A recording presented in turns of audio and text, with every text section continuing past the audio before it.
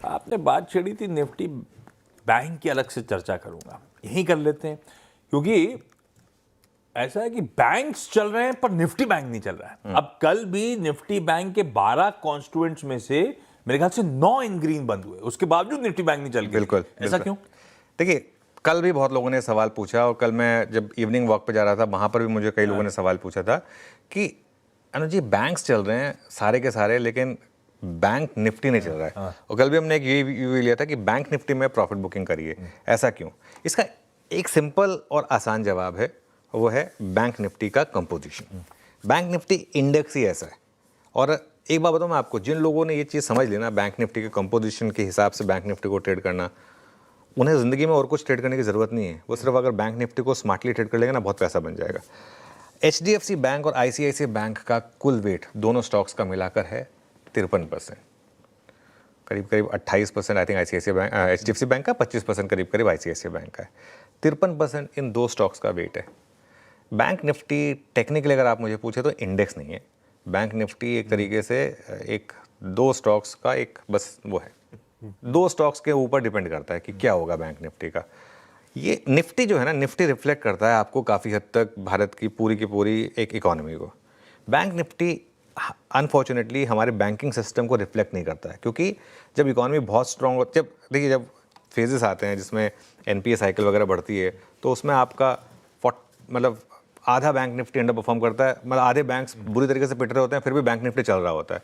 फिर एक फेज आता है जिसमें आधे से ज़्यादा बैंक्स चल रहे हैं, 80% बैंक्स चल रहे हैं, क्योंकि 12 कंस्टिट्यूएंट है, 2 स्टॉक नहीं चल रहे हैं लेकिन 10 स्टॉक चल रहे हैं, लेकिन बैंक निफ्टी नहीं चलता है। तो एक कहीं ना कहीं एक कंपोजिशन में लेकर, ये बात मैंने पहले कई बार रेज की है कि बैंक निफ्टी के कंट्रीब्यूशन को लेकर, वेटेज को लेकर, हालांकि एक्सचेंजेस ने काफ़ी हद तक इसको वो किया, उन्होंने कैप किए हैं वेट्स, लेकिन फिर भी कुछ ना कुछ गड़बड़ है यहाँ पर।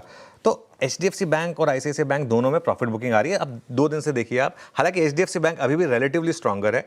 अच्छा, ऐसा नहीं है कि इन दोनों के नंबर्स खराब थे, ICICI बैंक के नंबर्स भी अच्छे थे, लेकिन 4 टाइम्स प्राइस टू बुक पर आने के बाद अब लोगों को जगह नहीं दिख रही है ICICI बैंक में, और इसके लिए पैसा जो है ना, वो इस समय 2 तरीके के बैंकों पर जा रहा है। 2 कैटेगरी के बैंक्स हैं इस समय जहां पर मार्केट का फोकस है।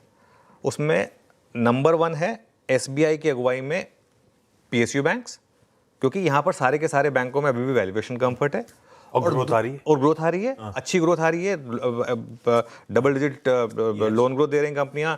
बात हो रही है कि आगे जाके कंसोलिडेशन भी हो सकता है PSU बैंकों में। और दूसरा है Tier 2 वाले प्राइवेट बैंक्स, जिसमें मार्केट एक्सपेक्ट कर रहा है कि एक नैरेटिव शिफ्ट हुआ है, और ये हुआ है, ये फैक्ट है कि देखिए 2 बैंकों को डील मिल के मंजूरी मिल चुकी है, येस बैंक को और RBL बैंक को। येस बैंक तो खैर अलग केस था, RBL बैंक में भी मेरा मानना है कि RBI वो अप्रूवल दे देगा कि वोटिंग राइट जो कैप है उसको शायद हटाने की बात होगी, क्योंकि ये कहीं ना कहीं एक मन बन चुका है अब कि हमें 2-3 फॉरेन बैंक्स चाहिए जो हमारे थोड़े से स्ट्रगलिंग बैंक्स को एक्वायर कर लें। तो उससे होगा क्या, सेकेंड टियर प्राइवेट बैंकों में एक वापस जान फूंकी गई है। क्यों स्टॉक जैसे अब जैसे RBL बैंक का 3 महीने का चार्ट देखिए। बंधन बैंक क्यों चल रहा है 1 हफ्ते से? अगर आप सारे प्राइवेट बैंक्स देखें, सबसे ज़्यादा दिक्कत में कौन सा बैंक रहा है? बंधन बैंक। क्यों बंधन बैंक कल इस तरीके से चला? क्योंकि अब एक उम्मीद है कि अब आगे जाकर ये पिटे हुए बैंक्स जो है ना, इनमें कोई ना कोई आके स्टेक ले लेगा। ये IDFC फर्स्ट बैंक देख लीजिए आप किस तरीके से चला है पिछले कुछ दिनों में। ठीक है, कल का चार्ट दिखाइए बंधन बैंक का प्लीज़, क्योंकि कल बहुत ज़्यादा चला था बंधन बैंक, कल या परसों 3-3.5% ऊपर था। तो ये देखिए, अब आप देखिए इंडसइंड बैंक और एक्सिस बैंक इन्होंने गिरना बंद करा है। तो आज फेडरल बैंक की बोर्ड मीटिंग है, इस पर नज़र रखिए। बात हो रही है कि वो 10% स्टेक किसी एक एंटिटी को देंगे, हालांकि ब्लैकस्टोन ने मना किया है।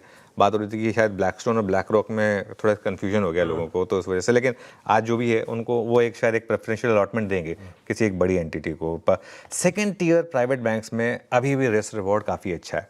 आप देखें, क्योंकि इकोनॉमी इंप्रूव हो रही है ना, इकोनॉमी इंप्रूव होगी अपने आप आपके NPA इंप्रूव हो जाएंगे। तो बंधन bank, RBL bank, IDFC first bank, AU bank, ये क्यों चल रहे हैं?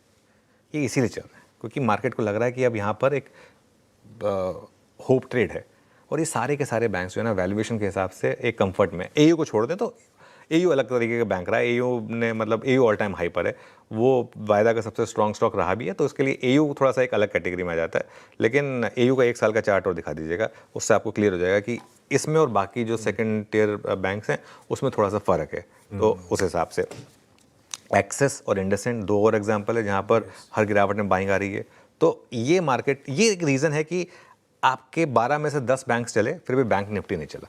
ये उस सवाल का जवाब होगा। ये है वो बढ़िया सा जवाब, क्यों बैंक्स के चलने के बावजूद वो बैंक निफ्टी मूव नहीं कर रहा। ये कल भी बातचीत हुई थी, कल वैसे ही स्क्रीन प्ले आउट हुई थी और आज बढ़िया सा जस्टिफिकेशन उसका।